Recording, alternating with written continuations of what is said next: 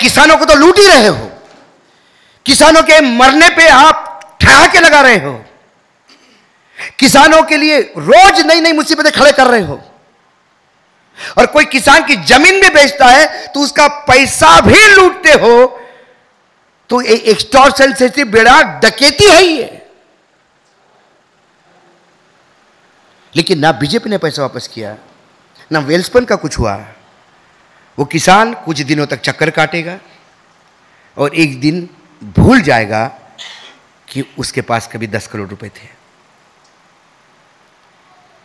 इसलिए मैंने कहा सवाल मोदी के रहने जाने का नहीं, सवाल अमित शाह रहने जाने का नहीं, सवाल हमारे राजनीतिज्ञों के बीच में पनपती हुई इस लालसा का है। ये जो मक्खन खाने के लिए महाराष्ट्र में तो बोलने की जरूरत भी नहीं है। महाराष्ट्र में पिछले 5 साल में जो राजनीति में हुआ, उतना बड़ा राजनीतिक व्याभिचार महाराष्ट्र जन्म हुआ तब से नहीं हुआ। मुझे गर्व हुआ करता था, मैं 30 साल से महाराष्ट्र दिल्ली में हूं, मराठी होने का गर्व हुआ करता था मुझे, क्योंकि एक ही प्लेटफॉर्म पे गोपीनाथ मुंडे भी होते थे, एक ही प्लेटफॉर्म पे सुशील कुमार शिंदे भी होते थे, उसी प्लेटफॉर्म पे विलासराव देशमुख भी होते थे। और जब इनके भाषण चलते थे तो क्या कटाक्ष चलते थे, क्या एक दूसरे से दोस्ती होती थी, क्या बातें होती थी। मनभेद नहीं थे, मतभेद थे। और ये जिनको मालूम है वो सुनने को तैयार नहीं। नारायण राणे मुझे बता रहे हैं की महाराष्ट्र का राजकारण फारच खराब झालं।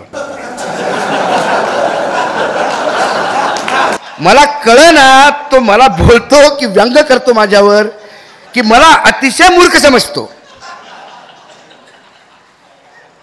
पहिले किती राजकारण चांगलं होतं म्हणे। म्हटलं कसं? म्हणे मी काँग्रेसमध्ये होतो, मी विधानसभेमध्ये नाही, मी शिवसेनेमध्ये होतो, मी विधानसभेमध्ये विलासरावला घाम फोडला, इतका बोललो। मग म्हणे लंच टाइम झाला, मी जेवायला माझ्या रूममध्ये आलो, विलासरावच्या रूममध्ये गेले। इतक्यात माझ्या रूममधला फोन वाजला। विलासरावनी म्हटलं म्हणे नारायणराव तुम्ही बाहेरचं जेवण बोलावलं का घरनं डबा आला? मी म्हटलं म्हणे घरनं डबा आला। मासे आलेत का? म्हटलं म्हणे हो। मग तुम्ही खाऊ नका, मी येतो। ते आले, माझ्यासोबत जेवले आणि पुन्हा आपल्या रूममध्ये गेले। पुन्हा सदन चालू झालं, मी पुन्हा ओरडत होतो आणि ते ऐकत होते। असं म्हणे महाराष्ट्राचं होतं। आता म्हणलं अहो पण तुम्ही मला कशाला सांगता? हे तुम्हाला माहीत आहे, तुम्ही आत्मसात का करत नाही? कानाखाली वाजवतो, तुला मी दाखवतो। आणि इतके मूर्खपणाने म्हणजे काय, कमी शिकलेल्या लोकांना, मी अशिक्षितांना मी कधीही हे करत नाही। मैं एक बार अनपढ़ के लिए कुछ बोला था मैंने, तो मुझे किसी ने इलाहाबाद के एयरपोर्ट में मुझे एक बहुत ही बुजुर्ग समाजवादी ने कहा कि आप गलत बोलते हैं, आप अनपढ़ मत कहा करो इनको।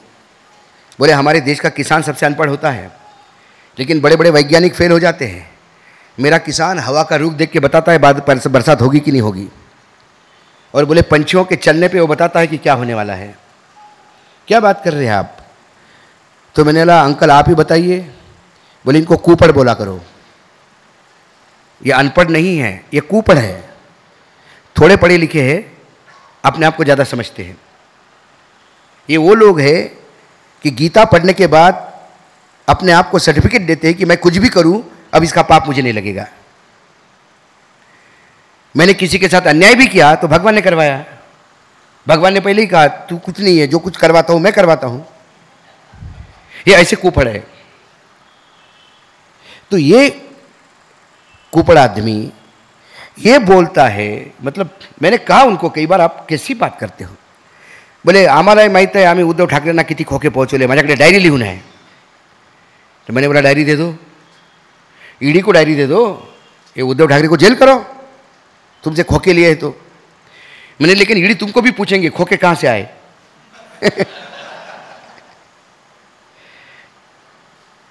तोच प्रॉब्लेम आहे म्हणे। अरे मग तोच प्रॉब्लेम आहे तो बोलायचं कशाला? ये कॉमेडी एपिसोड चल रहा है अपने देश में, खासकर महाराष्ट्र में। राजमाता गौ माता, म्हशीले काय राजमावशी म्हणायचं, बैलाले राजकुमार, काय 1300-1500 रुपये मिल रहे हैं महिलाओं को। मैं कुछ एक्सपीरियंस बता रहा हूँ मेरे। अभी मैं पिछले महीने चंद्रपुर से यवतमाल होते हुए 2-3 जगह भाषण थे, तो एक जगह मैंने देखा महिलाएं खेत में काम कर रही थी, तो मेरा 1500 रुपये 3000 रुपये का इंस्टॉलमेंट आ ही गया था उनके अकाउंट में। तो मैं थोड़ा खेत से अंदर घुसा, मतलब गाड़ी से उतर के, तो उनको लगा पानी वानी चाहिए। तो बोला, भाऊ पाणी पाहिजे का म्हणे? बोला नाही मावशी पाणी नाही, तसंच आलो. काय भाई म्हणलं? म्हणे सोयाबीन लावलं. म्हणलं असं. म्हणलं काय 3000 रुपये आले? हो आले ना म्हणे. म्हणलं काय मग मस्त आता. तर ज्या बाईने आले ना म्हटलं तिथं चूप राहिली. शेजारची बाई माझ्या अंगावर आली अशी. म्हणजे आले म्हणजे काय म्हणे, काय भेटते 1500 रुपयात? काय होते म्हणे 1500 रुपयात? माहिती आहे तुम्हाला किती महागाई आहे? काही म्हणे 1500 रुपये करते. असं वाटते म्हणे लयच दिले का बाबा त्यानं आम्हाला. त्याला काय आहे म्हणे, त्याला माहिती आहे म्हणे 1500 रुपयात काय होते, किती महाग आहे म्हणे बाहेर. सोयाबीन 2 वर्षापासून घरी पडून आहे म्हणे आमच्या. 1500 नको देऊ, सोयाबीनने चांगला भाव दे, सोयाबीन विकू दे, तर आम्हाला पैशाची गरज नाही याच्या. वस्तुस्थिती है, दिस इज फैक्ट. इस देश की महिला, ये जीजा माता का महाराष्ट्र है, ये झांसी की रानी जहाँ पैदा हुई वो महाराष्ट्र है, ये खुददारी का महाराष्ट्र है. इसमें 1500 रुपये की भीख नहीं चाहिए. इसमें चाहिए तो आत्मसम्मान चाहिए. और आत्मसम्मान उस महिला को तब मिलता है जब उसका बेटा ग्रेजुएशन के बाद माँ को बोलता है कि मुझे नौकरी लगी है. जब उसका पति सोयाबीन लेके जाता है तो उसके लिए साड़ी लेके आता है कि चलो 12,000 का रेट था, पैसा मिल गया तो मैंने सोचा तेरे लिए साड़ी ले आऊं. किसान की खुशहाली 1500 रुपये के भीख में नहीं है. आणि चालले प्रत्येक गावात लाडकी बहिणा प्रत्येक जिल्ह्यात जाऊन लाडकी बहिणा. आणि तसं पाहिलं तर सर, एकनाथ शिंदेसारखा भाऊ जगात सापडणार नाही, देवा शपथ. आरणेला सांगितलं मी, म्हणलं असा भाऊ 7 जन्माचं पुण्य भेटल्यावरच भेटते बरं. म्हणलं ॲडव्हान्समध्ये केअर करणारा भाऊ पहिल्यांदा पाहिला मी आयुष्यात. बहिणीवर संकट आलं तर भाऊ धावून जाते, द्रौपदीवर संकट आलं तर श्रीकृष्ण धावून जाते, पण पहिला श्रीकृष्ण पाहिला, पहिलेच साडी घेऊन गेला. म्हणलं यानं 1500 रुपये दिले. तर बहिणीनं विचारलं, भाऊ, आता आजकाल भाऊ म्हणा लागते, देवा भाऊ सगळं चाललं ना. तर भाऊ काय करू म्हणे या 1500चं? म्हणे ताई सांभाळून ठेव 1500 रुपये. आणि आता म्हणे तुले काम लागलं, आता शेतीचं काम सुरू होईल ना, तर पुन्हा 100 रुपये जोड म्हणे या 1500 रुपयात. म्हणजे किती होतील? म्हणे 1600 होतील. आणि पुढच्या महिन्यात जे इलेक्ट्रिकचं बिल येईल ना म्हणे, ते द्यासाठी होय म्हणे. हे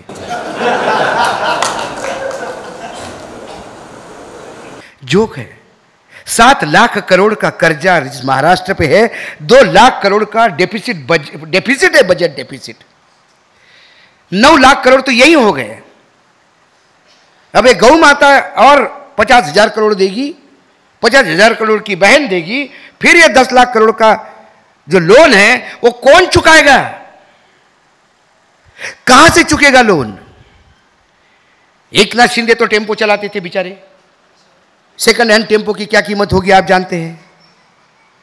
नहीं, टेम्पो चलाता था वो, रिक्शा बाद में बोलता है. ओरिजिनल मैं उसको तो बहुत अच्छी तरह जानता हूं.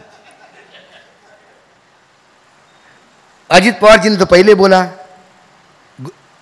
गोविंदराव उसको पाटिल को कैबिनेट में, गुलाबराव पाटिल को, मैं शेती विकून पैसे देऊ का म्हणे तुम्हाला. तो खेत बेचने को तैयार नहीं है. रहे देवेंद्र फडणवीस थोड़ा नागपुर का आदमी है तो थोड़ा दिल खुल के कर सकता है काम. लेकिन अब उनका प्रॉब्लम हो गया कि वो काळे साहब जो थे वो अमेरिका में चल बसे, उनके साथ हिसाब चला गया पूरा. तो अभी सकाळपासून डोकं खाजून राहिले ते, काय करू, कुठं आहे, कसं करू.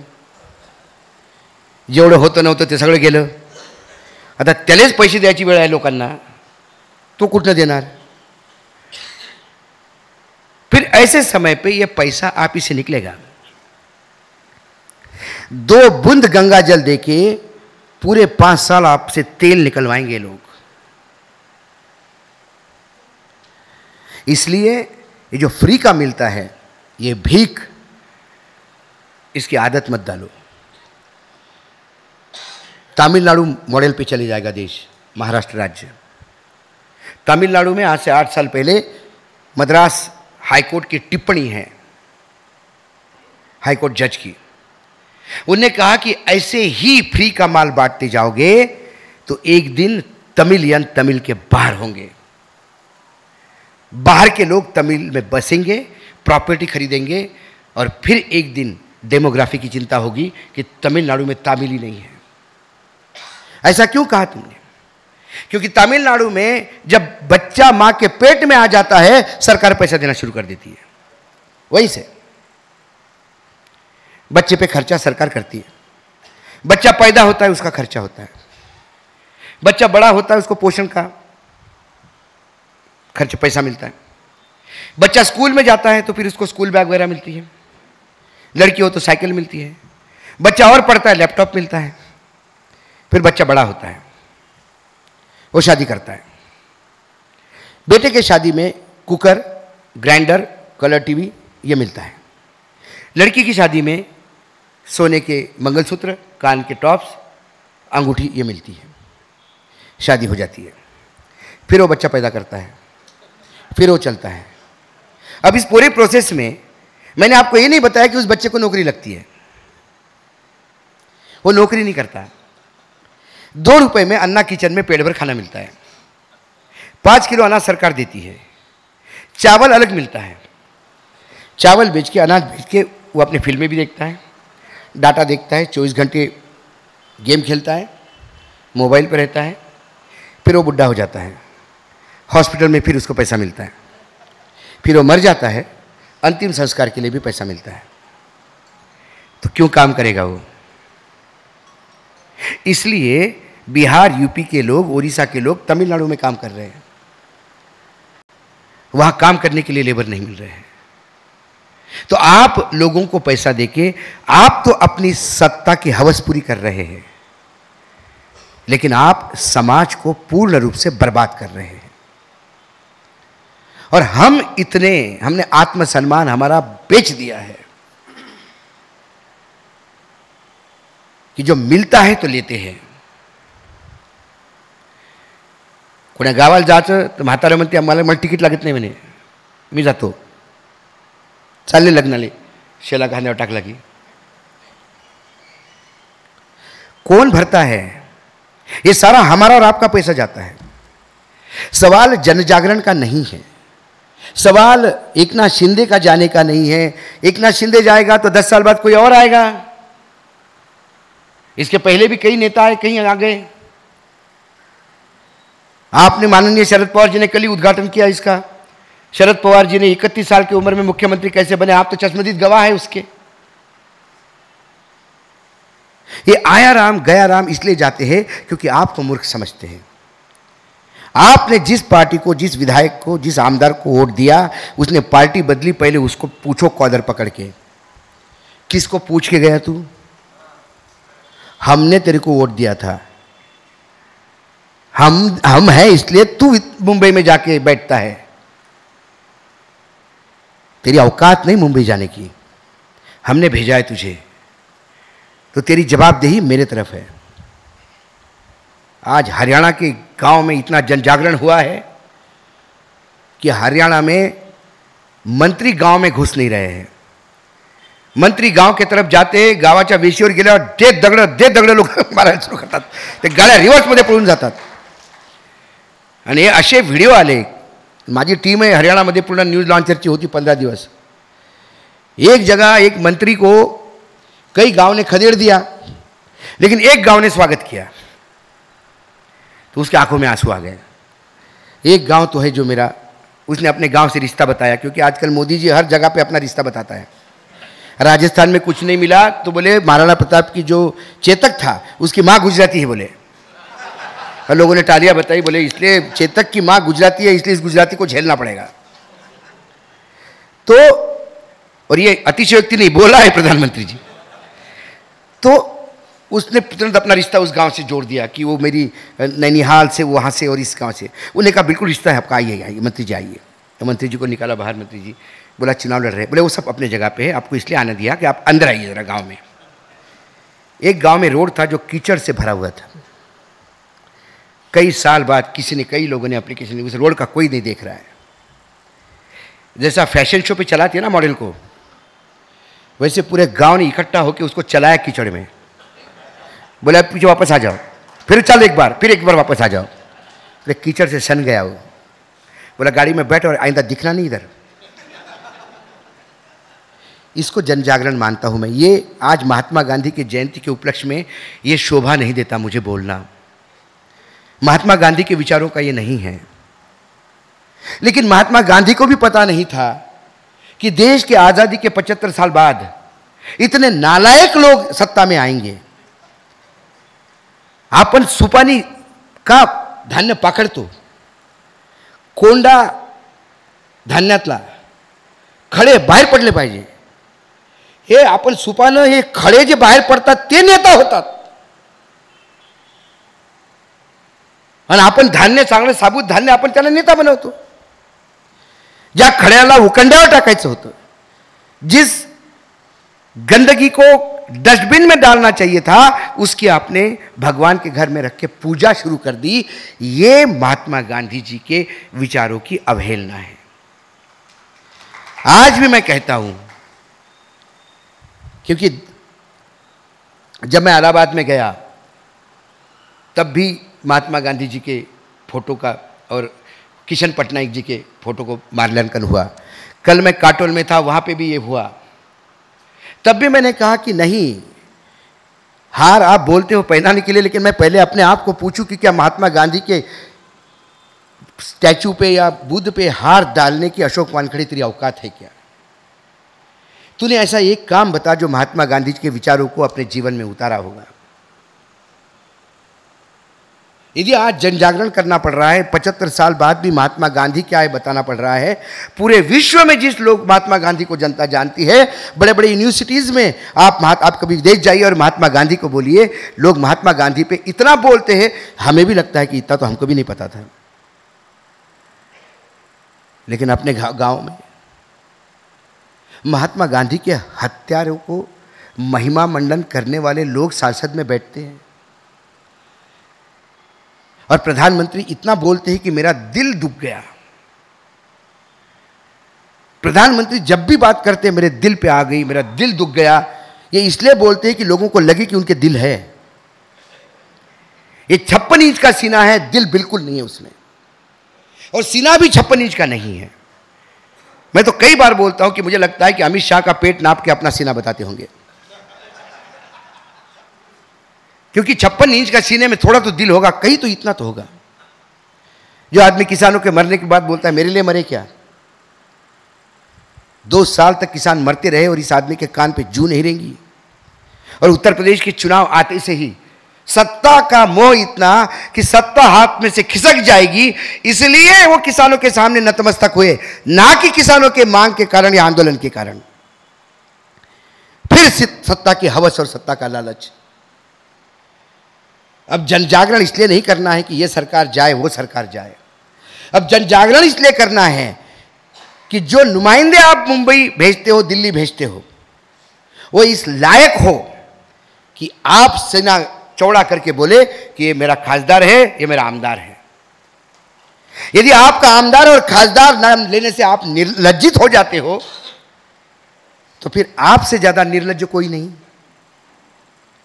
क्योंकि नालायक को भेजते हो, खुद भी कहते हो कि वो नालायक है, हमको पता है, फिर काय को भेजते हो? 5 साल भेज दिया, फिर अगले साल आता है वो, नहीं आपल्या जातीचा आहे म्हणतो। अरे काय जातीचं चाटतं का त्याला? मैं बोलता हूं किसी जाति का है तो तुम्हारी जाति का ही भला करे, अपनी ही जाति का भला करे। अरे कुछ लोगों को तो भला होगा। और यहां से वहां तक जिस दिन ये जन जागरण चालू हो जाएगा, फिर ना संविधान को बचाने की लड़ाई होगी, ना इस देश में किसानों की समस्याएं होगी, ना बेरोजगारी की समस्याएं होगी, क्योंकि ये देश असीमित संभावना का देश है। ये उपमहाद्वीप है। इस देश में प्रकृति ने दोनों हाथ से इतने संसाधन लुटाए हैं कि हमें गर्व होना चाहिए। इस देश में ऐसा कुछ भी नहीं जो हो नहीं सकता, सिर्फ करने की इच्छा चाहिए।